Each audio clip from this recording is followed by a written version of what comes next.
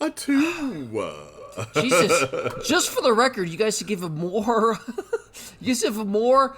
I guess time for me to like at least get on the screen for that. Holy cow! Didn't I say like an hour ago? Yeah, that it was he gave time? you a lot of warning, and then we went over the counting down to 3. No, we're going to count down to 2. Are you sure you want to do 2? Yeah, I'm sure I want to do 2, and you still didn't get there in time, right?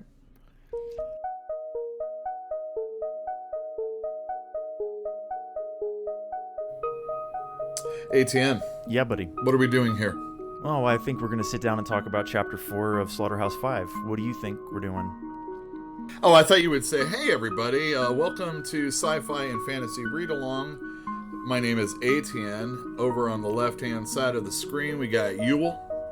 And down on the bottom, we got, something like that is what I mean. DM Phil. Actually, he should just have this completely scripted, flawlessly executed, pre-programmed snippet where he just inserts that every time. Right. I'll tell you what. When you've got the pushing the button to start your recording down, I'll work on it. What'd you guys think about this one? I mean, it was just a good, all-around, entertaining chapter. Thankfully, we got a lot more. Well, I mean, a lot more in comparison to the previous chapters of the aliens from Tralfamador. We didn't get to see them, which I thought was a little weird. Yeah, we get to meet the aliens for the first time. That's good. And I want to admit it right now, one of my previous predictions was wrong, apparently. I think it's wrong. I know which one is. You thought that Weary was his buddy O'Hare. Yeah, that's right. I blew that one. That was wrong. Doesn't seem likely. Nope, it doesn't. All right, so in our last episode, we left off with Billy Pilgrim traveling in time to 1967, the night he was kidnapped by a flying saucer. But we left him there without having really seen anything. And so we pick up this chapter in that year, 1967, on the night of his daughter's wedding, and he cannot sleep. Yeah. So Yule, at the end of the last episode, you had noticed something, and you had mentioned some color stripes. And you'd said that, you noticed it because you had read the very beginning of this chapter, which is ironic because you didn't finish this chapter. So tell me about orange and brown, or black. Wait, was that me that was talking about that? I mean, I've got it recorded, so yeah, I can prove it. I don't remember what I said. Philip, do you think it was you? Yeah, it was me, bud. Oh, thank God. I mean, I know I'm an idiot, but, come on. No, I remember because I accidentally read the first paragraph. There was a segue there, and it was the orange and black symbolism, the colors of the tent, the wedding tent of his daughter's wedding, and the orange and black symbols they used to pronounce their train as prisoners of war. Okay, so it was orange and brown, right? Black. Orange and black. Yeah. And I guess if there was a segue here, it's like he was a prisoner of war in a boxcar that was painted orange and black. And then you fast forward in time to the next chapter, and he was at his daughter's wedding, and it was orange and black stripes, and he feels the same sense of being a prisoner. I know he's doing this a lot, the author, Vonnegut. I know he's doing this a lot, where we're seeing things between chapters in different time periods, and they're probably connected, but I don't know how direct that connection is. Like, I don't know if we should assume that he feels like a prisoner.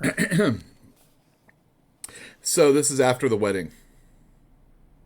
Yeah, unable to sleep, wandering around his house in the middle of the night. Well, just before he was wandering out around the house, he was spooning his wife in bed. Snores like a bandsaw. Yeah, and then it's like the poor woman. She doesn't even have ovaries or a uterus anymore. And that was a little strange. And then we also find out that one of his partners in the Holiday Inn was the person who took him out. I assume he's a surgeon. I assume so also. I don't know. I don't know why you get a hysterectomy, but that's what it sounds like happened to her. Well, there's reasons. I mean... I know, but I don't know what those reasons are. I think it's deadly reasons, or else you wouldn't do it, usually. I don't know. Either that, or back in... I think when they did, that when they... when a rich wife... when they were hysterical or whatever... I think hysterectomies are, like, associated with that treatment also. And it's, of course, BS. But Well, they used to give lobotomies out for free to anybody that didn't think right, you know? So I'm not real sure about, the medical community in that time period. Well, okay, so following up on that, he said it was like that was his entire paragraph. He was talking about his wife, and then he had like one sentence was a paragraph of its own with 5 words. It said, "There was a full moon." Like that. like there's random stuff like that in there that, like, is that important? It possessed its own paragraph, so... Right. Well, this is the night that he knows he's going to get picked up by the aliens from Tralfamador. he's probably relived it a lot. Maybe that's the reason why it's like that's just a moment that he remembers, or a thing about the moment that he remembers, you know. He's wandering around the house. He goes to his daughter's room and the phone rings. Yeah. It's the narrator. Yes. On the phone. Yes. Who got a wrong number. He was drunk dialing and he ended up calling this guy's daughter. I mean, that's how I took it. You know, the mustard gas and roses. I thought it was, in the very least, it was Billy communicating with himself, I thought. But now having you saying the narrator, it makes more sense. We had one in the last chapter, too, where we're kind of reminded that the story's being told by a narrator who is not Billy Pilgrim. Right. It's not the same guy. Like, I don't know if that's the purpose. I don't know if that's why he's doing it, but the author, or the narrator at least, is interjecting themselves periodically into the book, and that was another case, right? All there. right, let me ask you a question. Is Billy Pilgrim O'Hare? Why does he have to be anybody? Because the names have been changed. It's all real. Well, no, but the way he describes it, or exactly the way he describes himself, it said Billy could almost smell his breath, mustard gas and roses, which is exactly how he described himself, drunk dialing, on page 5. So the narrator goes and travels with O'Hare back to Dresden. The narrator calls Billy Pilgrim. A name has been changed, but it's a real person that is associated with the narrator. So the narrator isn't Billy Pilgrim. The narrator is whoever Billy Pilgrim isn't. What do you think about that? I mean, he could be the stand-in for the narrator. Sure. But I don't think we've met O'Hare yet. But why does the narrator talk to himself, or at least call himself? I don't know the answer to that. Okay, but cool. to me, I mean, the effect that it had was to remind me that the narrator is, in the story, but not Billy Pilgrim. I seriously have given some thought to this, and I can't figure it out. That's cool, man. No, I know that's not an answer, but like I've seriously given some thought on what the heck is going on here, and I can't figure it out. So I guess my advice is move on, because we don't have enough information. Because I've literally reread and then read again to try to figure it out, and I can't figure it out. It's not bothering me. Is it bothering you? Yeah, apparently it is.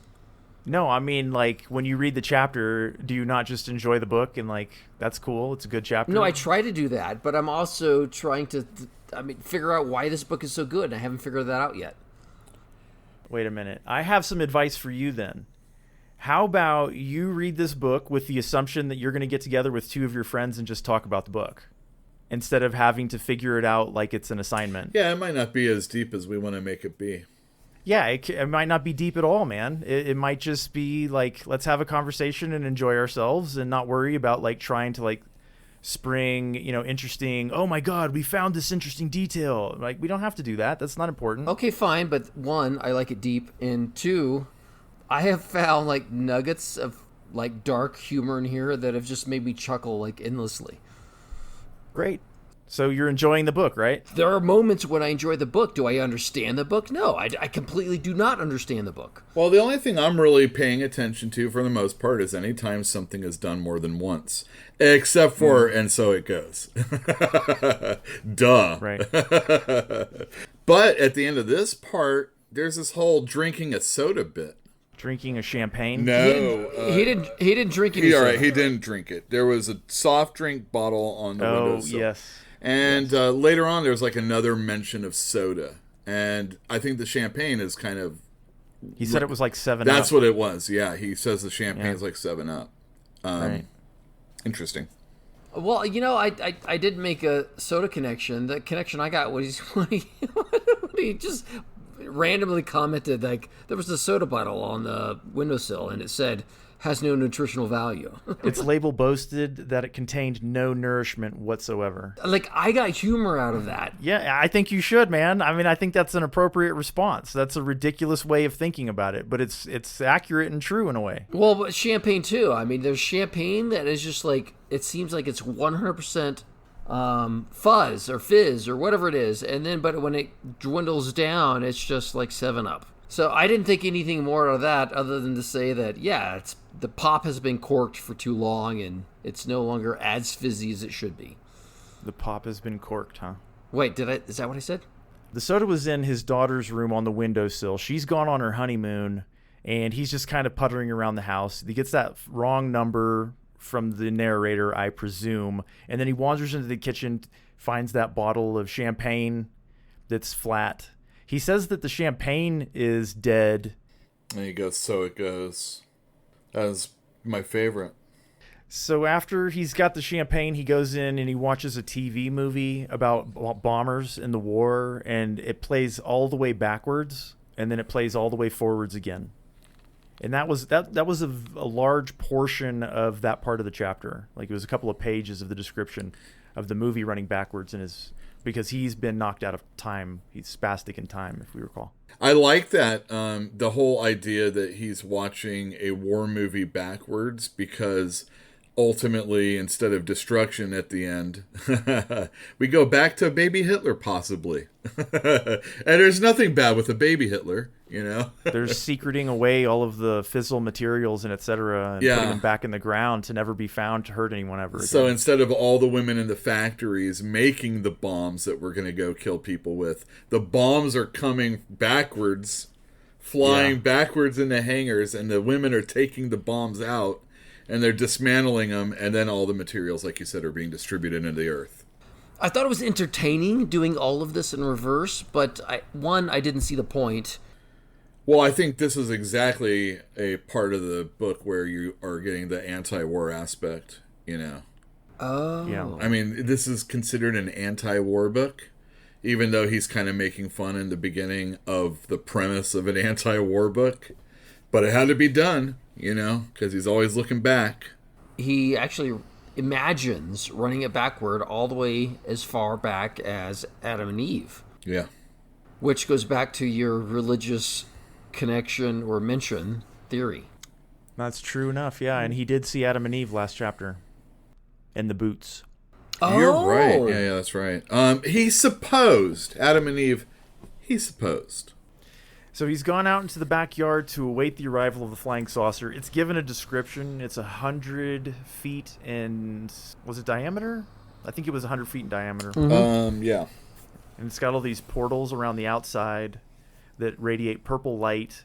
And I think he's standing there with that bottle of champagne. And that's where he takes a swig of it and it tastes like 7-Up. Right. And then they send down a ladder and he's compelled to grab it. It's electrified and he can't let go, and they hoist him up and kidnap him. And in there, he's like dumped in a room with like all of this furniture that they stole from Sears Roebuck. Hilarious. That is kind of funny. Because it's all the stuff that's going into the zoo where he's going to be installed. Well, They want to have an Earthling zoo. We gotta have creature comforts, man.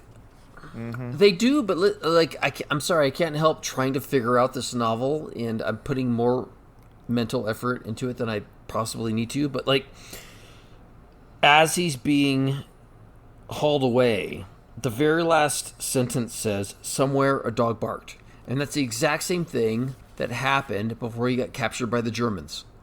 Yeah, it is. Sometimes it's a real obvious mirror, but sometimes it's not super obvious. But like, there are things that are happening in his life back at home that are mirroring the things that are happening in his life when he's in the war. And it's kind of all the time. Is he just imagining everything? I don't think so. Yule, I have no idea. I am having a hard time figuring out what the heck is going on. I'm a little bit more interested once we get to the zoo and seeing how that plays out before I like really make an educated guess on what's going on. So next chapter? Yeah, I just want to bring it up is all. Oh, do you mean when he's forced to like reproduce or mate with Sure. hot American actresses? Yeah, exactly. Well, okay, so he's been kidnapped essentially by the aliens. They travel super quickly. They accelerate ridiculously, and this triggers him to go back in time. He goes back to the war. There were a lot of things said in this section. Like, he said that he stepped on the wet salad of the lawn. Mm-hmm.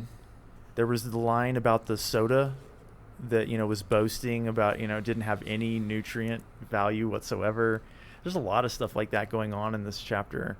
And that, to me, is the stuff that I find most pleasing because it's novel. Well, what do you think about when he, is actually talking to the aliens? I mean, firstly, he's not really talking to them because they can't speak, right? Yeah, there's just those two eyes beyond, a little glass portal, and then it's coming out of a speaker that can reproduce all of the human vocabulary and all human sounds. Right, so they're, telepathically speaking through a machine. Yeah, something like that. So, and we still haven't seen the aliens. We've seen their eyes, but we haven't seen them. He's described them, but I'm okay with that. I don't really care. It's not the fact that there is a spaceship. That's awesome. That's now we're getting into the sci-fi stuff. No, he described him as a toilet plunger. I like this part where the alien asks. The first thing they say is any questions, and Billy Pilgrim thinks about it. He doesn't just where am I? That'd be the first thing most people would probably say, something like that. But he says, why me? And Tralfamadorian says, that is a very earthling question to ask. I think that's pretty cute. Definitely funny. What do you think of the scene where they're talking with each other, though? I mean, he's describing this moment of theirs as being bugs trapped in amber. Well, if you compare it to his experiences in the boxcar versus his experiences with the Tralfamadorians, the boxcar descriptions were far more elaborate and descriptive, versus with the Tralfamadorians, it was, one, not unpleasant. Well, it's not unpleasant, but he's been electrified and he's going to be taped into a chair. And then we're going to see what he's how he's resting comfortably in the boxcar in a few minutes. Well, I think there's a parallel. I mean? There's a parallel here, yeah. But I mean, I don't know how comfortable he necessarily is here, is all I'm saying. It feels like it's comfortable because we know there's his life is there, an American's life and an Earthling's life. But he's still a prisoner here. He's still a prisoner there, I just don't know how comforting it really is. Well, actually, funny you should mention it. I feel for the first time that there's two different timelines going on, and I can see a connection between both timelines, and that is about as close as I've gotten to understanding this book. He's an American prisoner captured by the Germans under circumstances, and then he is a American person captured by the Tralfamadorians under virtually identical circumstances. Do you guys see that? Just many years later, right? But the descriptions, the words, the key words he uses are virtually identical. Are they? The dog barking before he gets captured? Yeah. Well, since I haven't been looking at that way, I'm not sure. But, I mean, I'm willing to at least pay attention to it future-wise. Well, that's why there's three of us. I don't think you should get hung up on it. I think you should notice it because it's intended for you to notice it. I don't think that we know enough about what it means yet, for sure. No, I'm not saying there's more to it than what I've noticed, which is... There's parallels between the timelines. Yes, exactly. Yeah. Yeah, almost like a train track, right? Yes, and I've used that in my notes, that exact the railroad analogy. Chugga chugga chugga chugga chugga chugga chugga chugga. Choo choo. Yes. So he was anesthetized. Oh man, I almost said it right. So he was anesthetized with gas. With gas, and that's what sent him back to the war, right? No, it was the acceleration that sent him back to the war. I see. So he's reliving this war, not only once as it happened, but he's now going back in time and reliving it. I mean, they just described that they can see all moments like bugs in amber. Mm-hmm. and they're just the bugs in amber. Well, you asked the question earlier. Billy Pilgrim had asked, why me? And they said, well, why us for that matter? Mm-hmm. Like, we're all just bugs in amber. It is what it is. So be it. Yeah. On the second time I read that, I was thinking that the Tralfamadore perception was that they were, again, on the railroad and riding that railroad, and there was no deviation from the railroad, but they could simultaneously see the entire railroad as it is. But there was no such, they could not comprehend deviating from the railroad, whereas... Well, we should probably get back to that in a little bit. Oh, really? Oh, we're going to get into free thinking. Free will. Free will, I mean. Mm-hmm. And that's how it ends, the chapter. That is how it ends, yeah. Maybe just keep remembering we're on that railroad, like we're in a D&D game or something. No choice. No choice. All right, so we're back in the war, yeah? Yeah. 1944, he's back in a box car. He's wanting to sleep desperately. And when he goes to lie down, somebody's like, Pilgrim, is that you? All right, so I have a question before we even get to that part. He's saying that the boxcar that he's in is moving really slowly. It's like 2 miles an hour. And it's even you ever stopped... been on Amtrak? No. Not really. I mean, yeah. Whatever, it's slow. Amtrak is slow? Yeah, it's slow. No, you have interpret that a different way, which is 2 miles per hour. The average person without encumbrance moves about 3 miles per hour. So this is a train. This is torturous. Well, no. Well, I mean, he can't sleep, and he's stuck in with all these dudes, and they hate him. It's probably moving at the rate that there are people walking before or after it, and that's as fast as it goes. Right. Because people have to walk. So that's a walking pace. So my question was this. It was just a question because I don't know trains or anything. He said there would be a click, and then another one would go by. And there'd be another click. Yeah. I know what the year means. He's being facetious. But what's the click? Is it just the it's a the seam wood? in the track? I see. No. The wheels. You got two sets of wheels, one in the front of the carriage and one in the back of the carriage, right? Right. Or under the boxcar. And when it goes over the seam, it goes cha-chunk. Gotcha. And then when the back wheel goes over the seam, it goes cha-chunk. An hour later. Yeah, because it's going really slowly. Well, I mean, a year later. Yeah, I think he's exaggerating because he was in a world of suffering, and like every minute seemed like a year. Yeah, well, it's getting colder and colder. They're not getting food anymore. Nobody will let him lie down next to them and sleep because he kicks and thrashes and whimpers and makes all kinds of racket and keeps everybody up. So nobody wants him around. He does the things in his sleep that he doesn't do in his present day life, like cry, you know. Right. He's also spooning people like he was his wife in the chapter earlier in the chapter. Yeah, that's true. Well, he spooned the hobo in the last chapter. I remember that for sure. He wanted a spoon. I guess he's just about spooned everybody, and there's only the hobo left. Again, I think he's just desperate to sleep, and he cannot because of all the stuff that happens when he is asleep. So on the 8th day, the 40-year-old hobo said to Billy, "This ain't bad. I can be comfortable anywhere." On the 9th day, the hobo died, and in the next car up, Roland Weary also died of gangrene that started in his feet from those damn clogs. And all he could do when he was as he's dying, he knows he's dying. All he can talk about is the Three Musketeers, like this believed friendship he had with these guys that hated him, and the fact that he's dying and it's all because of Billy Pilgrim. And he wants everybody in the car to say the name of the guy that killed me. Who killed me? Who killed me? Billy Pilgrim. Billy Pilgrim. It's pretty funny, actually. It's really funny. It's not. No, like, it's pretty funny. Dude, hilarious. my sense of humor and y'all's sense of humor is completely not jiving here because I did not think that was funny at all. All right, fine. So this is the point where Philip says his first theory was wrong. Yeah.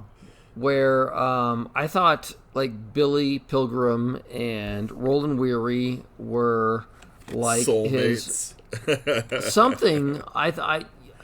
Whatever. I thought they were analogous to O'Hare. O'Hare and the author or the narrator and the author, but clearly one of them has died and the other one's still alive, so that's not going to work. Do you guys have any feeling as to why it started on the 8th day? Well, religiously, there's that's 7 kind of days what I to was create wondering. Earth and all that stuff. Take time off on the last day. No, Reap what you sow. No. These are the days No. after being created, so to speak, I guess. I think more like how long it takes for a man to die without food and water. That's kind of how I interpreted that. Okay, so you just started on the 8th day randomly. No. Is 8 days when you can't live without food? Is that what it is? No, because they were giving him food and water. But I mean, like, for the human being to live past 5 days without water is a stretch. But remember, it's wintertime, so they're not burning a lot of water.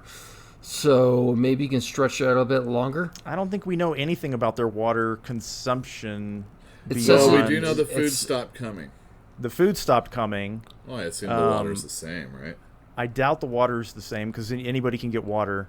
After all, like Roland Weary died because of gangrene, and who knows why the hobo died, right? Who knows? But if they were not getting water, they'd all be dead after 5 or 7 days. And as it was, only one person didn't come off of the train when it stops. So the 10th night, they arrive at the prison camp, which was intended originally to exterminate Russian prisoners. I really like the Germans here. Vonnegut does a really, really nice way of describing how the Germans are very familiar, not with Americans. They've never encountered Americans before, but they're very familiar with, what is it? Oh, God damn it, what did he call it? The routine? No, this sort of freight. He referred to them as the sort of freight. They're very familiar with this sort of freight. They knew it was essentially a liquid that could be induced to flow slowly towards cooing and light. And these are the Germans, and they open up the door to let everybody out, and they just kind of coo to them. And the whole mass of bodies, except for the hobo, kind of just flows out and plops onto the ground outside of the train car. It's amazing. It was absolutely amazing. And there's the overcoats. Billy doesn't want to get out. He doesn't want to but he gets helped down. Yeah, he feels like he's gonna shatter if he jumps down, and so they have to basically carry him. They helped him. Yeah. Importantly, I think that was important. It doesn't seem like that's something that a captor would do, you know. But again, I don't think the point is to demonize the Germans. I think it was to do the opposite. That's how it feels, anyway. Well, from a tactical perspective, so if you pen somebody up in a train for 10 days and you give them barely any water, barely any food, by the time they get to their destination, they're not capable Sure. of giving you trouble. Well, it is the middle of the night. It's dark. They're led to go get some overcoats. But they're all frozen together? Yeah, it's just a pile that's been out in the snow. So they 3 have piles. and it's all that have dead been out in the people's snow. coats, right? Yeah, exactly. But everybody gets a coat, and they're insistent on this point. They're like, everybody has to get a coat that doesn't have one. And then they get led into the camp proper, and this is where Billy sees that Russian guy he describes as like a bundle of rags with a face that glows like the moon. So there's your full moon, Philip. Yeah? Yeah. No? Are you there, Phil? Yeah, I'm here. I mean, what do you want to say? A Russian with a full face. Okay. No, he described it like a moon. Oh, as in a connection, visually descriptive. Okay, I get it. All right, let's pick up at the delousing station, yeah? Yeah, delouse him. So he passes out at some point in time, like on the walk. He's just walking through numerous gates. And this place is vast and massive. I don't think we really get a good idea of the scope. He said there were thousands of these barracks, I guess. It's a massive place. It's essentially a prison, right? Right. And going through gate after gate after gate, Billy Pilgrim passes out. And when he wakes up, he's in this brightly lit white room. And he thinks he's on the alien spaceship, but it turns out it's just a delousing chamber at the prison camp. So he's naked again. And they take all his clothes, and I guess, what does he mean? They kill all the bugs that are on his clothes, but they aren't clean. No, they gassed him, I think. They gassed him. That's what it is. I got you. They put the clothing through the gas chamber. I forget the chemical that they used, but it kills, bacteria and parasites and all that stuff. Right. I don't know. Zyklon B comes to mind. I think it's been mentioned in this book, but I don't think it was mentioned here. But I mean, yeah, why not, right? So it goes. And so it goes. Oh man, I still love that champagne bit though. So it goes. By the billions. The champagne's dead. So it goes. Yeah. I don't. Nothing you can do about it. No. Sorry. All right. So inside the gas chamber, this is where we meet Edgar Derby. Do you guys remember him? Yes, I do. Is it Edgar? Edgar. It's Edgar Derby. Yes. Yeah. So Edgar Derby's the guy that was described in the very beginning as having been shot for stealing a teapot. Really? It was that guy? Yeah, that's him. That's when they get to Dresden. He's the guy that's going to get killed by the firing squad. Yes. Okay. He's really fit. He's like a tennis instructor at the school, and he takes really good care of his body, and he has one of the nicest bodies of all of these naked Americans that are being deloused. The nicest. And he was 44 years old, and he had to lie to be able to gain access to being a... He pulled strings, political strings, to get back into the army or whatever, to get into the army. That's awesome. His son is, also in the military somewhere, but that's not important. On the other end of the spectrum, the worst body is not Billy Pilgrim's, because the Germans are kind of making fun of them, right, for having like weak arms and etc. Right. The worst body belongs to a different guy. Paul Lazaro. He's a car thief. And Paul Lazaro, he gave his word of honor to Weary that he would find some way to make Billy Pilgrim pay. I thought this was hilarious because we're talking about a car thief who he said his like teeth and his bones were rotten. And he's obviously a thief, so he doesn't have, some moral compunctions that most people do. And then on top of that, he's giving his word of honor to Weary that he's going to fix Billy. Mm-hmm. I don't know, man. I thought that was great.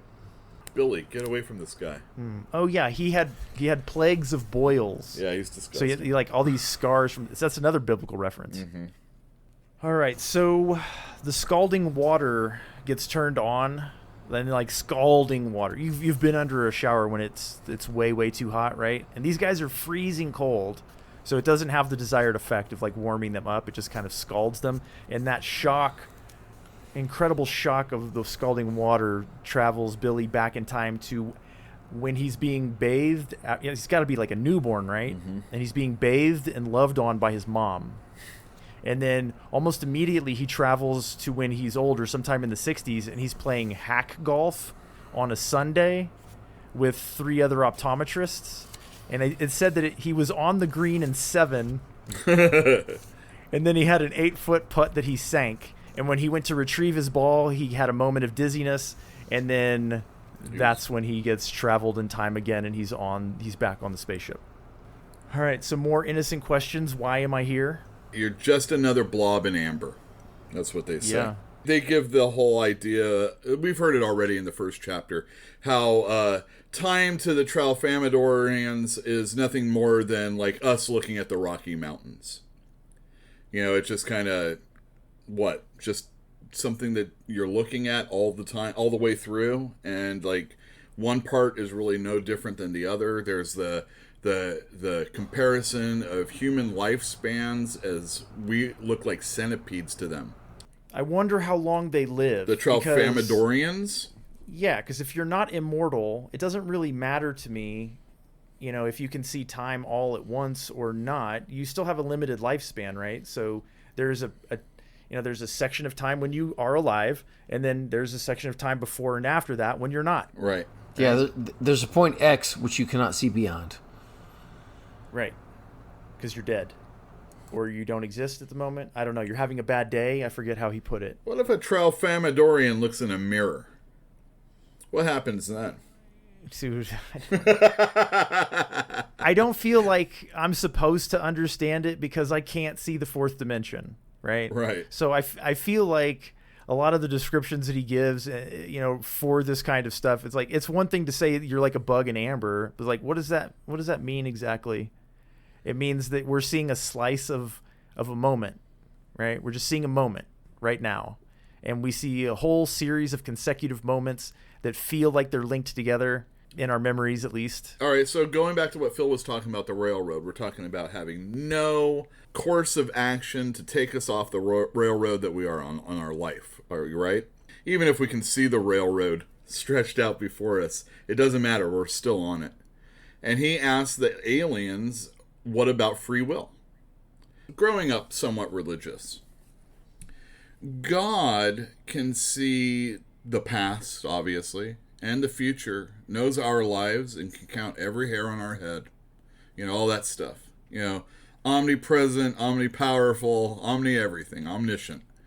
My question was, so I don't have any choice in anything that I do because it has already been written out. You mean predestination? Predestination, sure. I mean, the thing is like, if someone is out there, something is out there that can read the entire book of my life, it's written, regardless of what I do, correct? This Tralfamadorian has been to and interacted with 30 different worlds, and he's read about 100 more.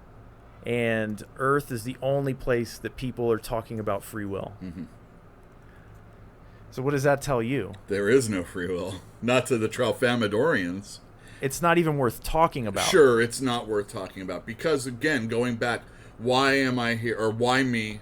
Well, why me? You know, is what the Tralfamadorian says. Why me? Why us? Right. Why now? Why anything? We have no free will. Everything's predetermined. We have this illusion that we have choice, but we don't. And that's exactly what the author is trying to tell us. On all of those worlds, they comprehend present, past, and future as one. But we have this delusion, apparently, that we cannot change anything about the future. He's constantly using these religious references, but this concept goes against, you know, the idea of, like, God being... Maybe it's not against, it's just... So you think this is a religious statement? I think to some degree it is. And not only that, it's also very reminiscent... All right, so here, I'm going to get you with a book. Have you ever read Bartleby the Scrivener? It's a short story by Herman Melville.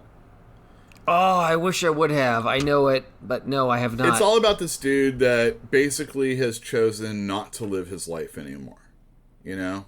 He saw something that shook him to the very core of his being, and anytime someone wanted to know if you wanted to eat or close the door or, you know, put clothing on or whatever, he just says, like, I would prefer not to.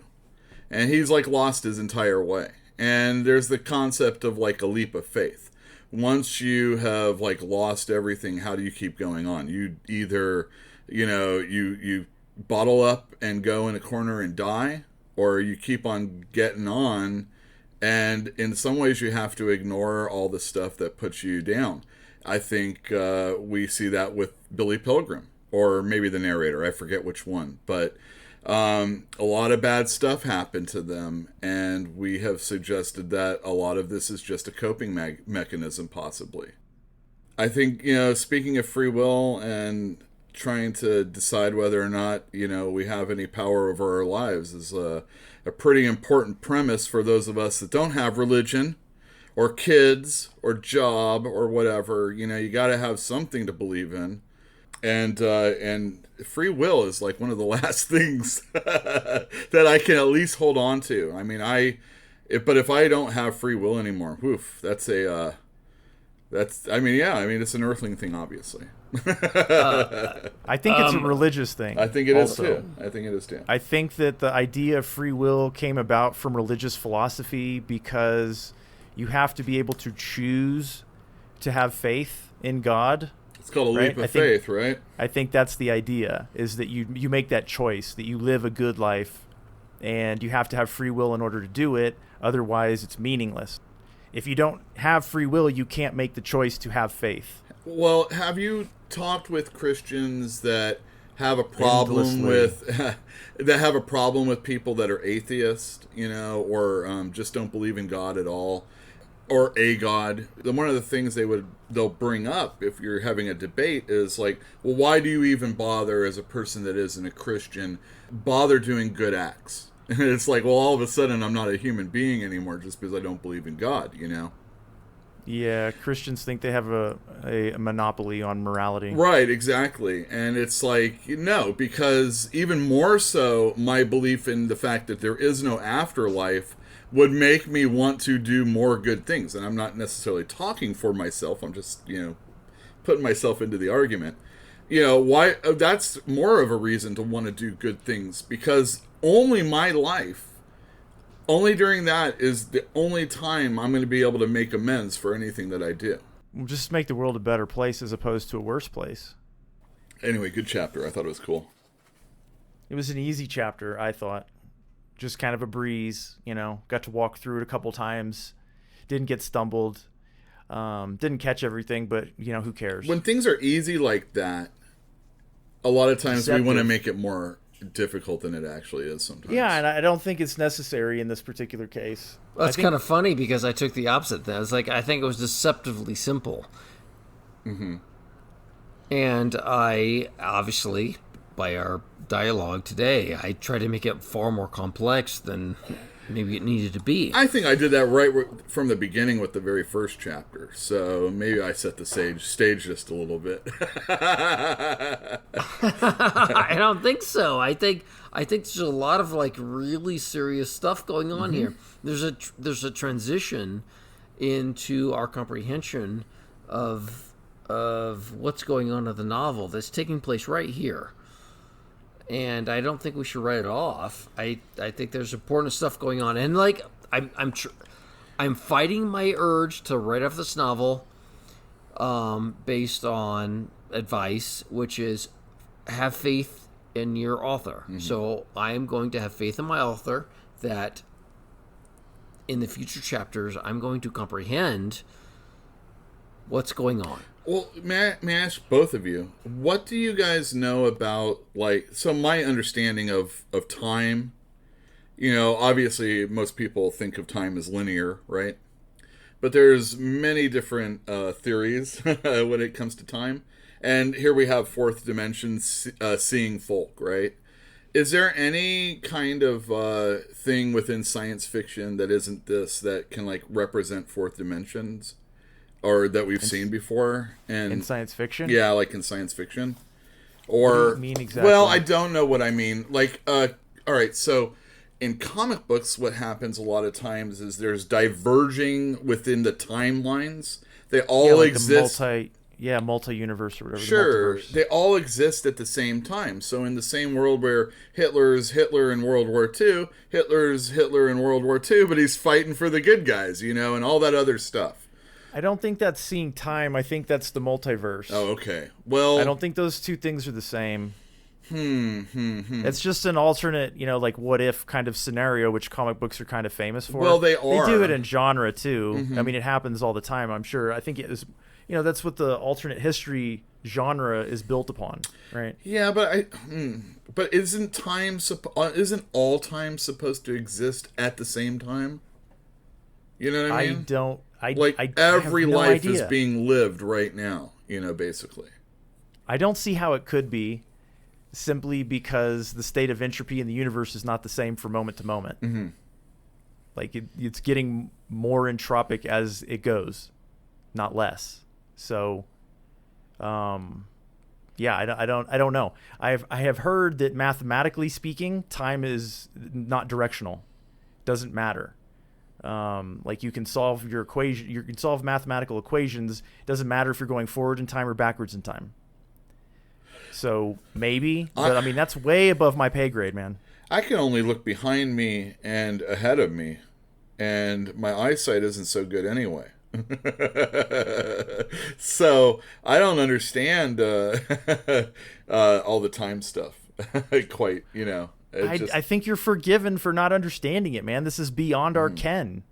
We can't see the fourth dimension. We can't. Right. So we can try to imagine it, but I think we're gonna fail, and it's we can be forgiven for that. Yeah. Have you guys seen the movie Interstellar? No. Yes. How is that? It's quite good. I liked it. Yeah, go ahead, Etienne. No, I mean, you were the one that you the What one was brought your it up. point? My point there is that I thought that movie was a very good example of how an advanced multidimensional species could try to communicate with us with a very limited dimensional perceptions. So there you go. All right, so Interstellar, everybody. Yeah, if you ever watched it, I really like it. Yeah, watch it. It's a good movie.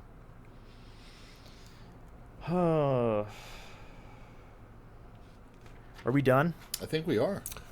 I don't know. The one thing that I find connecting every single moment is that he has this ambivalence towards death. He does, yeah. So it goes. Well, it's more like a mantra again, don't you think? Yeah, when you face something you know is going to hurt you emotionally, you say the mantra. He does it so much that even the champagne he does it for. I find that cool. I don't know. Like, I hear a lot of people say, saying, I forget what they call it now, but saying it is what it is not saying anything, and then a comedian will say all the different things that are like that. But isn't So It Goes saying that, basically? I mean, I guess it is, but I think in his perspective, it's a mantra for dealing with suffering. But it's also a reality of the situation. If these things really see in fourth dimensions, it is how it is. I mean, there is nothing you can do about that. It's so it goes. Yeah, bring it back to the fact that there's nothing, you don't have free will and there's nothing you can do about it. Man, I'll just accept whatever happens to me, I guess. But I probably will be floating through life a whole lot more, though. Don't you think? You remember that Billy Pilgrim didn't think he could affect the past, the present, or the future? He ignores people that are tapping on his car window. I think I figured that one out after we had our, after we did our recording. Mm-hmm. I think I understood better that I think he's just not, he's not interacting. Mm-hmm. He doesn't like conflict, and then he's choosing not to interact. Yeah, seems that way at least. I don't know, man. Like stuff like free will is a philosophical conundrum to this day. So, and the fourth dimension, it's not something that we're supposed to understand. It is science fiction. He has purpose behind what he's doing, but I think that like maybe by the end of the novel, we can wring our hands if we haven't figured it out. But even then, like I don't know how important it is that we figure it out. Mm-hmm. All right, so I feel like we're done. I don't feel like there was that there's anything else that we really need to touch on, right? Do you? No, I think we did it pretty good. All right, well, why don't you close out this episode? Thank you, everyone, for tuning into another episode of Sci-Fi and Fantasy Read-Along. We're going to be doing half of Chapter 5 next time. I don't know exactly how many pages that's going to be, but I assume we're going to stop off on page 146 of the book I'm doing that ends with, "It was gibberish to Billy." So hopefully that's the case. Etienne, why don't you say goodbye to everybody? Well, take care, everybody. Keep reading. We'll see you in the next one. And Phil, you have anything you want to say? Love you guys. Thanks for listening. And don't forget to tell a friend about this, whether you're watching on YouTube or you're on one of these Spotify type places that you listen to podcasts. We appreciate that. Give us a thumbs up, leave comment, and don't forget we have a Patreon, right? Uh-huh. Sci-Fi Fantasy Read Along. Bye.